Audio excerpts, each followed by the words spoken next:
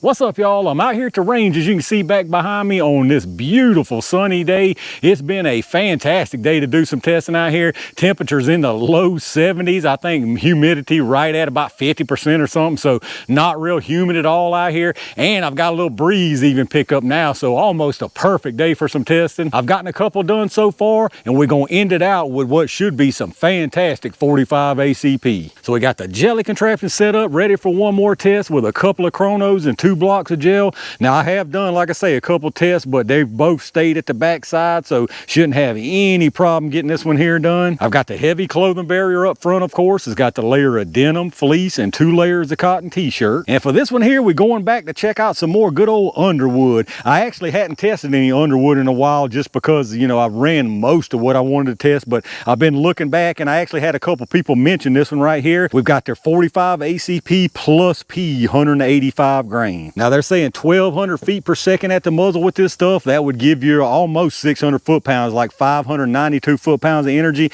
I didn't see a barrel length listed. I'm assuming 5-inch since this is a 1911, but we'll find out. Here's a look at your cartridge, a nice nickel plated with the XTP projectile in this one here. Now y'all know I've tested some pretty spicy 45 ACP here lately. One that comes to the top of mine is that Grizzly. That stuff was incredibly strong. Out of my 1911, I made some notes. We were almost 1,300 FPS from that 1911, 1297. From the G30, we were at 1234. So that is definitely some really good stuff right there. We got higher than what this Underwood even claims to get. Another one was the Golden Saber plus P stuff. That ran pretty good. The G30 had 1,047. So I'm expecting this right here is going to be in between those two rounds. Now I'm keeping it consistent with the test tools here. For the shorty, we've got the G30 with the 3.8-inch barrel, and then for the long one, I've got my full-size Rock Island 1911 with the 5-inch. So this should definitely be a good one to end out the day of testing with. I'm most curious to see what the velocity of this stuff is, just compared to some of the other ones we've tested recently. Let's get this stuff all set up and see what it can do for us. All right, let's see what kind of numbers we get from this stuff. I'm gonna do a 5-round average from each barrel length, starting with this 1911 first. I like to start with the full size on the 45 stuff just because I feel like 1911 should be the standard that this stuff is measured from. You will see multiple readings from this radar. The large numbers right here at the muzzle, and then you've got 5 across the bottom. The first one there is set for 3 yards, which is roughly where the gel is here at 10 feet. And then I've got the other set for 10, 15, 25, and 50 yards. Now remember, 1,200 is what they're saying on this. Didn't say a barrel length, but hopefully we'll see at least 11 out of this right here. That would give us still close to, well, that'd give us about 500 foot-pounds of energy. So let's see what we actually get here. Ooh, that feels good. 1215. There we go. 1210. Yeah, this stuff feels good right here, y'all. 1194. 1222.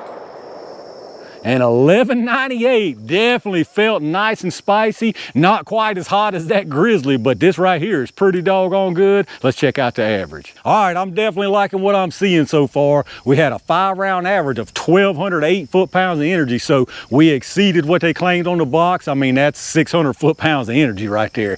Extreme spread was 28 with an 11.6 standard deviation, so nice consistency and very nice velocity and energy, so I'm really happy to see that. Let's get it reset and see what the G30 does. All right, let's see what this shorter barrel does here.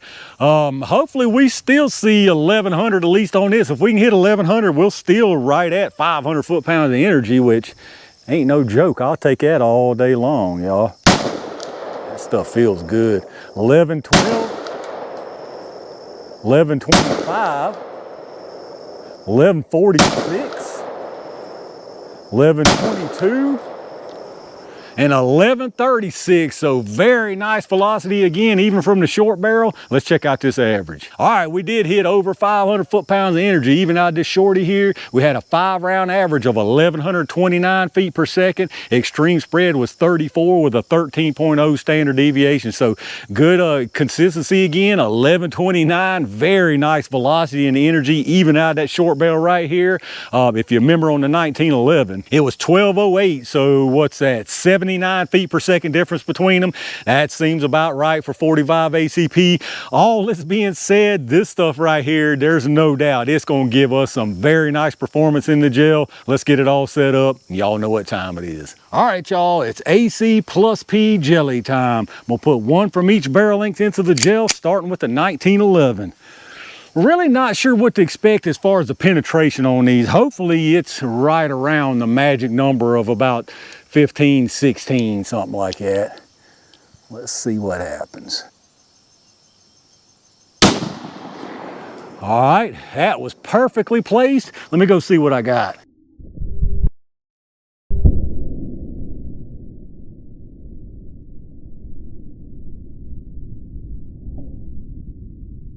All right, I'm definitely liking what I'm seeing down there from that one. So this right here should give us more good stuff. Let's see what it does. All right, that one definitely went a little further. Let's go see what we got.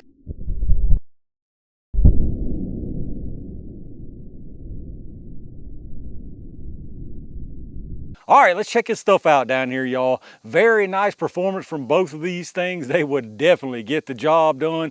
Acted a little bit different though. We'll look at it here in a second. We'll start up at the top. This one right here was from the 1911. Very, very nice energy transfer, expansion right here, disruption all the way through this block. You had a little bit of fragmentation. You can see a couple little speckles right there, but this thing travels all the way through the block, goes into this second block, probably, I don't know, 2.5, 3 inches or so, and it looks like you've got some really nice expansion to go with it. And then down here on the bottom, a little bit of a different story. This is from the G30. Now this still did a fantastic job in my opinion. Comes in here, very, very nice disruption, energy transfer. Not quite as big of a disruption, so we probably don't have as much expansion. It's hard to tell. This thing keeps on trucking again all the way through this block. Really nice transfer of energy all the way through here.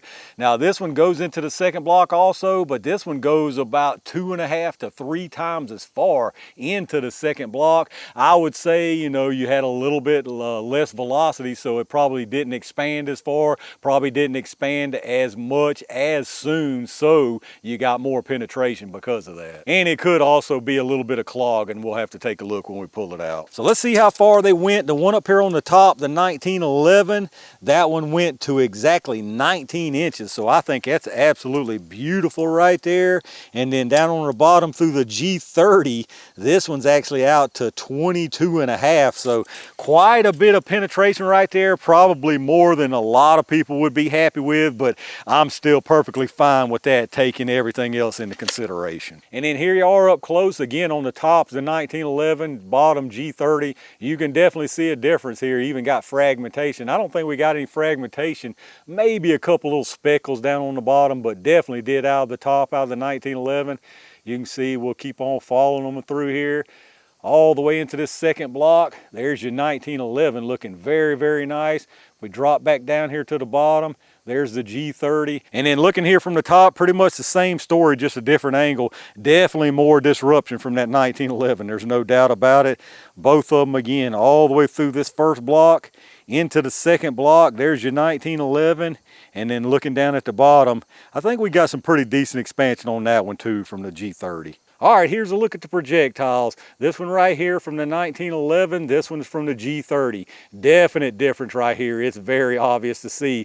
Both of them now, plenty of expansion, absolutely plenty, even on this G30 right here, but easy to see. You got quite a bit more from that 1911, bigger expanded size. The pedals went back further and it pulled more of the lead out. You can see on this G30 here, kind of the lead follows those pedals, and you can just see much more came out with the 1911. But again, that being said, I don't have a bit of problem with either one of these. I think they both did a fantastic job. But let's get these numbers and see what that looks like. I suspect we lost a little bit from both of them. They started at 185.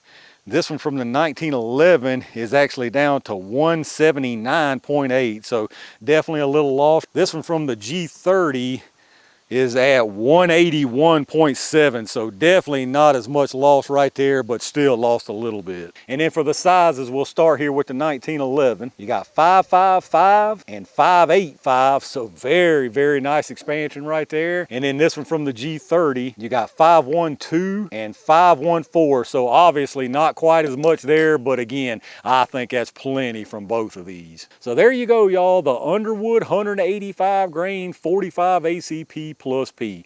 Very nice performance from both of these rounds right here. Really, really nice velocity and energy for sure. Penetration, I'm totally fine with that. Obviously, plenty of expansion right here. So as far as 45 ACP goes, I think these are right up there with some of the best that we've tested. That Grizzly now, obviously it had more energy and velocity, but some people may say that this is better performance. Even with that being said, just because you got the extra penetration over what that Grizzly had. Either way though, if you're carrying 45 ACP and have got either one loaded up, you are definitely covered. All right, y'all, I'm gonna call it right there for some fantastic 45 ACP to end out this day of testing. Once again, some really nice performance from 185 grain 45 ACP. I'm personally convinced that that is the weight to carry in 45 ACP. There are plenty of 230s out there that do a good job, and plenty of it that would get the job done, even if it's just FMJ.